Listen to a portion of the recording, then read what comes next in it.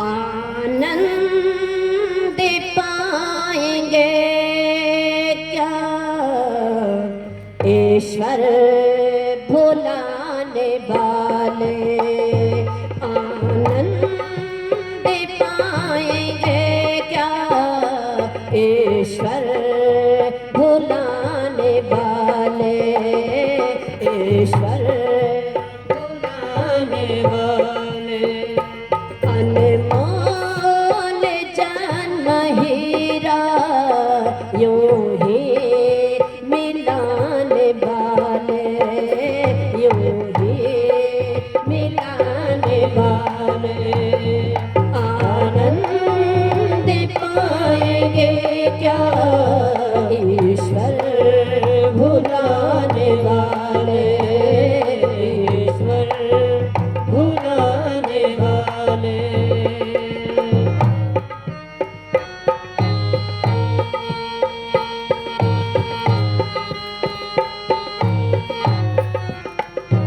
निर्भय पाले बचपन निर्मल प्रभात बेला। निर्भय पाले बचपन निर्मल प्रभात बेला। खिल बाड़ जाने सिको यूं ही गवाने वाले। यूं ही गवाने वाले। खिलवाड़ जाने से को यूं ही गवाने वाले। यूं ही गवाने वाले। आनंद पाएंगे क्या ईश्वर भुलाने वाले। ईश्वर भुलाने वाले।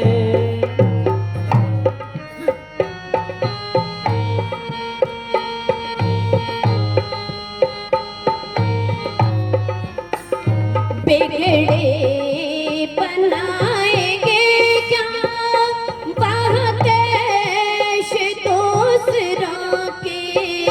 बिगड़े बनाएंगे क्या देश दूसरों के।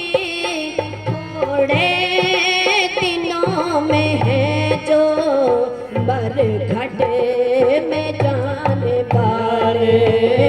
मरघट में जाने वाले। थोड़े दिनों में है जो मरघट में जाने वाले। मरघट में जाने वाले। आनंद पाएंगे क्या ईश्वर भुलाने वाले। ईश्वर भुलाने वाले।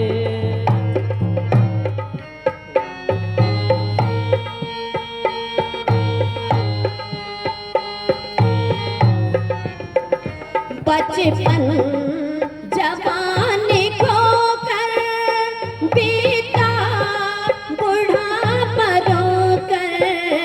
बचपन जवानी खोकर बीता बुढ़ापा रोकर।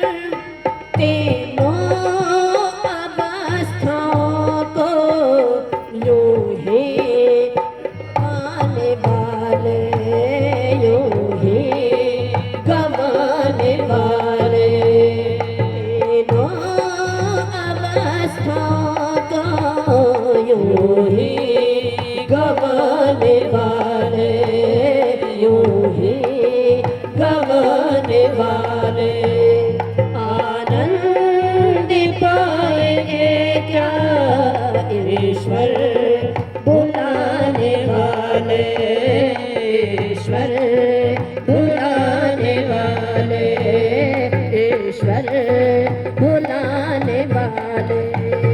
आनंद पाएंगे क्या ईश्वर भुलाने वाले। ईश्वर भुला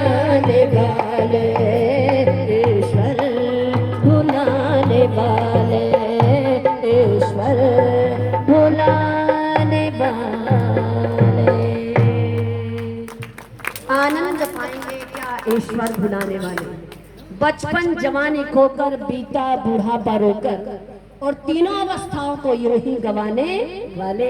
इसलिए समय के रहते हुए, परिस्थिति के रहते हुए अपने आप को सचेत कर लीजिए, अपनी दिनचर्या सुधारिए, अपनी आत्मा का अवलोकन अवश्य कीजिए, तभी जाकर के आप ईश्वर भक्त, राष्ट्र भक्त हो सकते हैं। बहुत सारे लोग बड़े बड़े गीत राष्ट्र भक्ति के गाते हैं, बड़े बड़े देशभक्ति के गाने गाते हैं, लेकिन ध्यान दीजिएगा, दोनों एक दूसरे के सहायक हैं।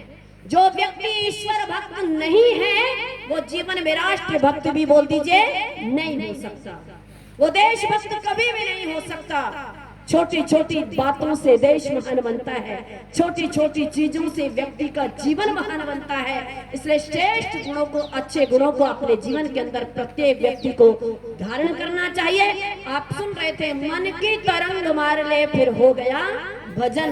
अगर आपने अपनी इंद्रियों को अपने वश में कर लिया है तो इधर उधर भटकने की कोई आवश्यकता नहीं है। आपका भजन आपके घर में रह करके भी, आराम के साथ में बैठ करके भी बोल दीजिए, हो सकता है।